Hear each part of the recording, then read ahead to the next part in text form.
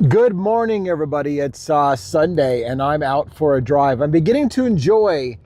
I'm really beginning to enjoy the idea of being able to go out and make these videos and go for a drive and just get out of the house and do this. Having said that, I begin to wonder how much I'm going to be able to continue doing it. I've been bombarding you all with 10 videos a day as I'm trying to cover a lot of topics. Once I exhaust those topics, I wonder how much I'm going to have to say on a day-to-day basis.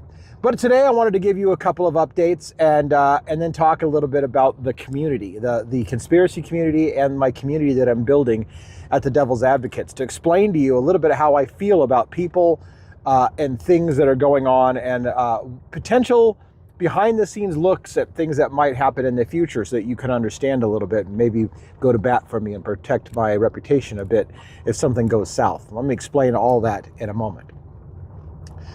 First, today is going to be a cleaning day because we're going to Vegas on a flight Wednesday morning, which is coming up in a matter of days. But we have to drive and stay at a friend's house, my business partner, in fact, the night before.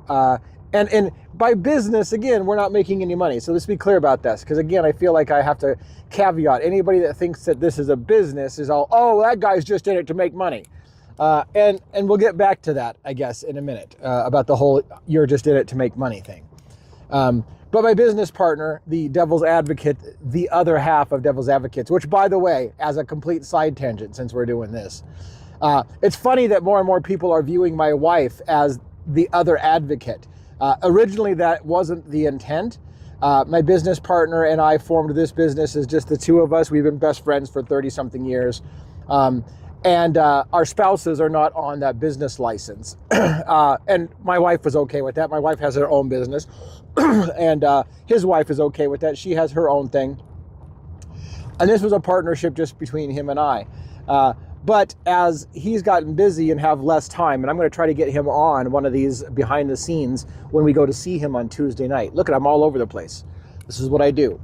I'm going to have to get gas sometime on this drive. So this may be a couple audios because I may break and get some gas and then go for a little bit more rides. So who knows how many videos you're getting today. I apologize. I don't have to apologize. You can listen to it in whatever order that you want. Anyways, I digress once again. So the point being is that it's funny that more and more people are viewing my wife as the other advocate. And they're like, hello, Mrs. Advocate. And even my partner who got busy lately was like, if you and your wife want to take over and I just drop out, that's acceptable. But that's not where we're going. My business partner and I had made agreements before we even started this thing about how we were going to go and how we're going to roll. So my wife's involved, but yeah, she may actually be called, I may start referring to her. Again, this is behind the scenes.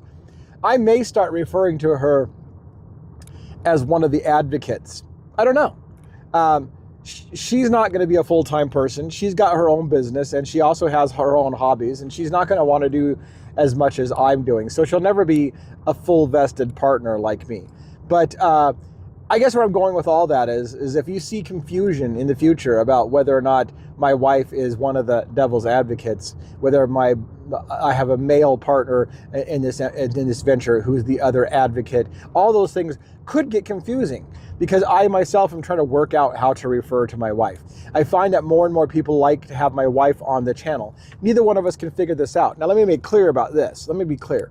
It's not because I don't think my wife is a great person and I don't understand why people like her. That's not what I'm saying at all. What I'm saying is all she is as somebody called it once, a disembodied head that they love hearing come in. And I don't know why people would love that, but a lot of people, I don't know if it's all you, because I don't know who's following this channel versus people that are commenting on the live and stuff like that, but a lot of people have shown some excitement for my wife being involved in this weird off-camera role, just reading comments and giving me things to say, hey, somebody asked this question, and you're enjoying that role from her. And she's increasingly, as her confidence is building on camera, she's increasingly getting more and more bold, as you can see, maybe, of asking questions on the live. Like, wait a minute, that doesn't make sense, and they're her own questions now.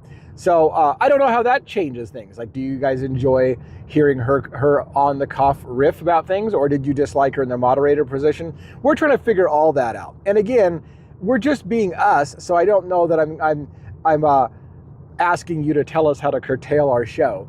But the point being is that that's why all that stuff on the background is in flux, because we don't know exactly how we want to represent ourselves. I don't know how my business partner would feel, for example, if people start thinking that she's the other devil's advocate when it was the two of us. We're still working all that out. So that's a behind the scenes look on that. Continuing on with my first thought before I get to the last thought is, again, this is Sunday. We're going to be packing and cleaning the house and getting things ready for the trip. And then tomorrow, my wife's daughter arrives from a very long trip. It takes her about 8 hours to get where she's at. She's never been to our house. It's going to be the first time she's ever been to our valley, and it's the first time she's ever going to see our house. She has done professional caregiving for the elderly, and so when we were looking on all the options that we had for caregiving of my aunt while we're out of town, because she does need somebody to at least give her meals and check on her multiple times a day. It turned out that she was available and almost begging to get a break from her life where she was at. And so we get a professional caregiver who's done it for with licenses or whatever. A professional caregiver to come take care of her, as opposed to some of the other options that we had that weren't trained in that kind of stuff and whatever. So it gives us a great level of comfort to have her daughter come down, and we're really looking forward to it. So today is a packed day. Tomorrow we get to see her daughter, Rhonda's daughter, Ashley, and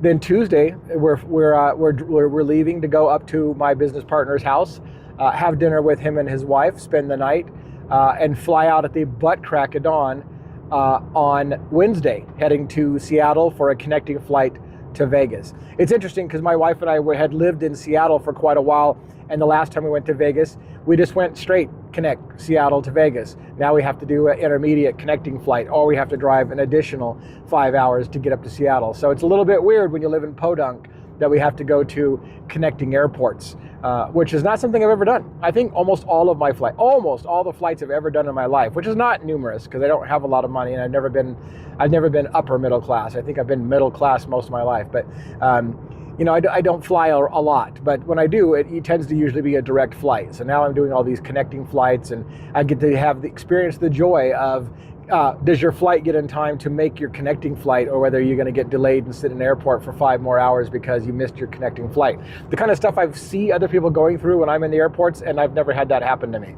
So let's see if that happens to us. I will say that the last time I was on, and if I could find this video, I might post this for shits and giggles. The last time we went to Vegas, I think it was, the engine wouldn't start or something like that on the plane, and we had to disembark the plane and get another plane. And then when we got the second plane flying out of SeaTac, that plane had some kind of technical difficulty, but they cleared it to go.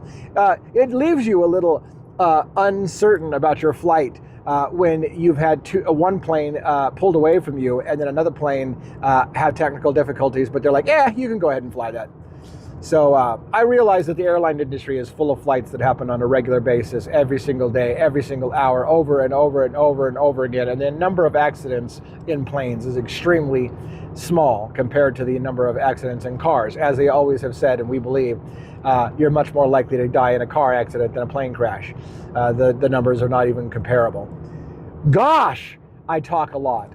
So that's basically, I guess now that means we are going to break this into multiple audios, because this is good enough for what my day looks like today. Today's a clean, packed day. My wife's still sleeping off staying up embroidering until 5 in the morning. I'm gonna clean the house as much as possible, get last minute instructions printed out for our caregiver, her daughter, get packed. I got my bag mostly packed at this point. Making a list and checking it twice. And then in no time, it'll be the evening. We'll go to bed, we'll wake up, and then Ashley will be here tomorrow, which is exciting. It's just everything's going to start domino and moving very fast. If Ashley gives me permission to record her, I'll get Ashley on recording, and you'll get to see Rhonda and her daughter. That's if they're both okay with it. My wife is a little camera shy. She doesn't want to be on camera for the most part, but she's kind of reluctantly willing. So we'll see how that goes tomorrow. Maybe you'll get to see Rhonda and her daughter Ashley.